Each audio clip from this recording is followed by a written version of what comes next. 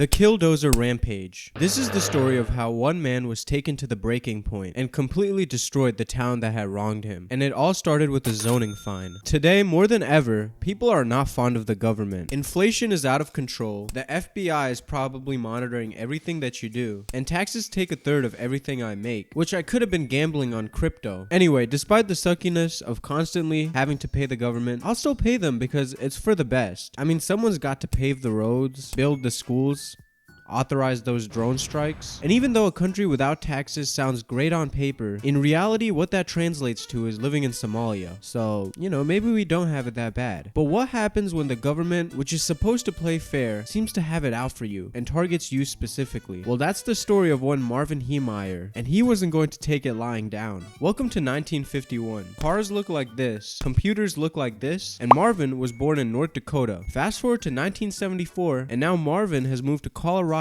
where he joined the Air Force and became an exceptional welder. After his time with the Air Force, he moved to the small sleepy town of Granby, Colorado. And by all accounts, he seemed to be a pretty stand-up guy. People around the town thought he was pretty likable, and his brother even said that Marvin would bend over backwards for anyone.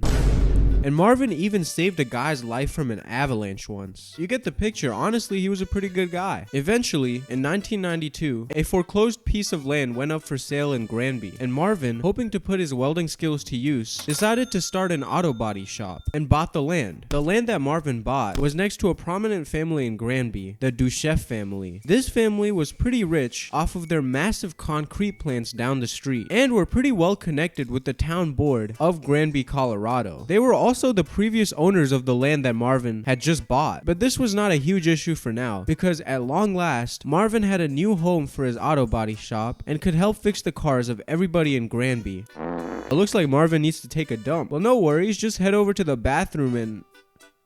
Oh. See, the land that Marvin had bought had no toilet. Instead, the property owners were shitting into a concrete mixer. And because of this, Marvin now needed to pay for his land to get connected to the plumbing system of Granby. Something that would put him out of $60,000 to $80,000, which is already double what he paid for the actual land. So, as a word of advice to anybody looking to buy a house, which off of my viewer demographics applies to absolutely nobody here, hire a realtor, or at least check if your house has a toilet. Anyway, this whole ordeal made Marvin Heemeyer understandably upset because he did not budget for the previous owners shitting into concrete mixers. But the government did not budge and said he needed to connect to the city sewer lines or put up his own septic tank, both of which were going to be extremely costly. So Marvin was like, fuck this, I'm just gonna keep fixing cars and shitting in the mixer. But the powers that be said absolutely not, and would not allow Marvin to conduct any business till he got connected, which, like I said, could have cost up to $80,000.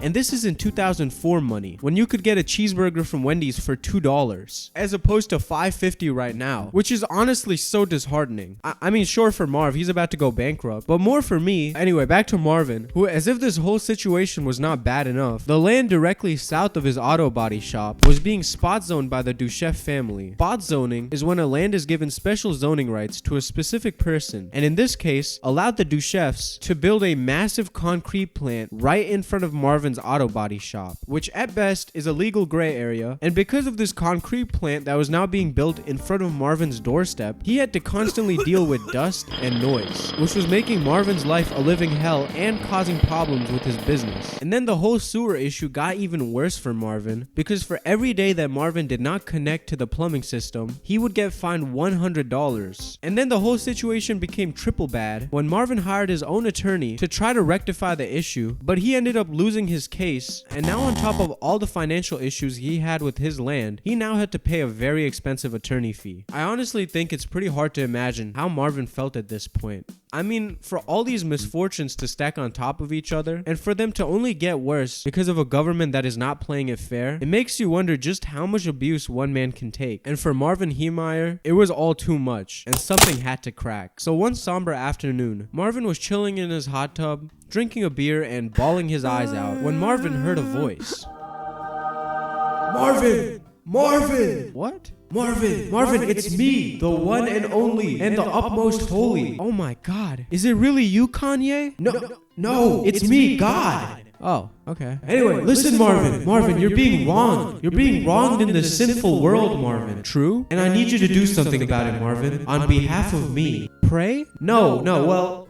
Okay, good guess, but I actually need you to buy a bulldozer, Marvin. Cover it in 4-inch steel plates. Fill all the holes with rhubarb and force it with cement. And then I need you to go around town, Marvin, and cause $7 million in property damage. This is the part where it gets a little hard to defend Marvin. I mean, I think it's fair to say he's definitely been dealt a pretty unlucky hand so far. But from this point on, Marvin started to lose his touch on reality. So after his chit-chat with God, Marvin took a little day trip to California, where he bought a new and now infamous Komatsu D55, which is this big ass bulldozer. It's around this time Marvin decided to quit his muffler business and sold his land to some guy who ran a garbage company. Marvin still stayed on the land though. He rented out a little room on the property for projects. Marvin also put everything from his muffler shop up for auction, including the bulldozer, and when the auction was over, the only thing that was not sold was his bulldozer. Probably because nobody knew what the hell they were going to do with the bulldozer, but Marvin took this as a sign from God that Marvin now had to do what God told him to do. Apparently multiple people walked in on Marvin as he was building the Killdozer, and none of them questioned why there was a big ass bulldozer that looked like it was about to be sent off for war. Marvin also made tape recordings of his thought process while he was building the Killdozer. I listened to a couple, and while I do think Marvin was pretty cognizant of what he was doing, he definitely did say a bunch of kooky stuff as well. Like for him, everything was a sign from God to build the Killdozer. And so for 18 months, Marvin Heemeyer worked tirelessly to follow God's instructions until one day, Marvin busted through his shed like a Kool-Aid man with this 61-ton bulletproof tank and a plan to exact his revenge against the town of Granby. His first target, the head of the Duchef family, Cody, aka the guy literally down the street from him. Initially, Cody did try to stop Marvin. He tried shooting at him a couple times, tried climbing on the Killdozer to see if he could find any weak spots, even tried to hop in his own machine and try to take the Killdozer head on. Unfortunately for Cody though, the Killdozer was basically impenetrable. For one, there was no windows on the Killdozer. Instead, Marvin was able to see outside through a camera encased in bulletproof glass, with wires that ran into a monitor inside the Killdozer. And the Killdozer was extremely armored. In fact, the armor on the bulldozer was so heavy that once Marvin put the armor on, there was no way of getting out. He basically encased himself in his own tomb. Yeah, so Cody didn't have much luck, and after getting a concussion and getting shot at a couple times, Cody just called it quits and let Marvin do his thing, which he did, but Marvin wasn't done yet. After destroying Cody's concrete plant,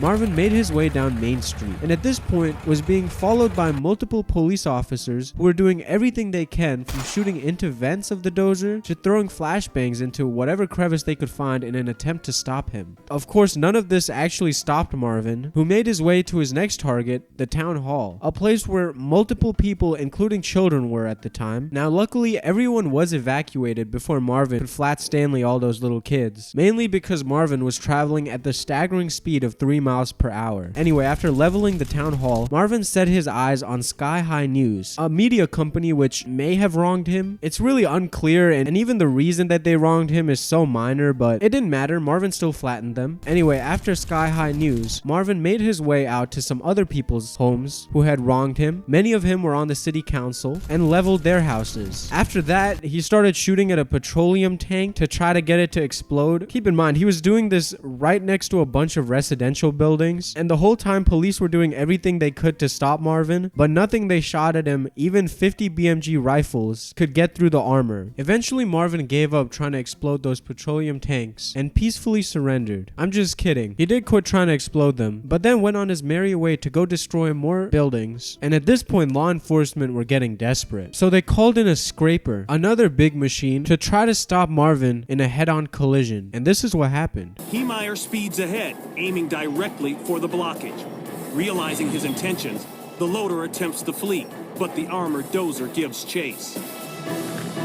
Ramming the tractor off its path, it steams ahead to its next target. Yeah, the Killdozer completely overpowered it. It wasn't even fair. He then made his way to a hardware store where he started to completely destroy it, but then he made a critical mistake. The hardware store had a basement, and with the Killdozer weighing 61 tons, the second all of the Killdozer's weight went on the ground floor of the hardware store, that floor gave way to the basement, which completely immobilized the Killdozer. Marvin tried to make his way out, but the Killdozer would not budge, and even worse, his engine was starting to overheat. With the situation starting to look hopeless, and as police started to circle around the Killdozer, Marvin decided to end what he had started.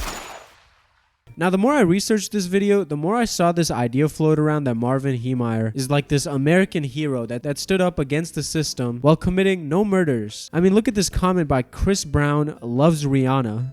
It has 1.7 thousand likes. And look, I do get where people are coming from, because at the end of the day, Marvin was the only fatality of this whole incident, especially now where people trust authority less and less. Marvin is an easy guy to rally behind. But people forget that Marvin still shot at police officers, and if his Killdozer was fast enough, he would have killed everyone in that city hall. Plus, he literally blew up petroleum tanks right next to a trailer park. So while I do get why Marvin did what he did to some degree, some of his other actions were reckless at best. Anyway, I hope you enjoyed the video. Like and subscribe. Comment any video ideas you got. I'll see you next time. Goodbye.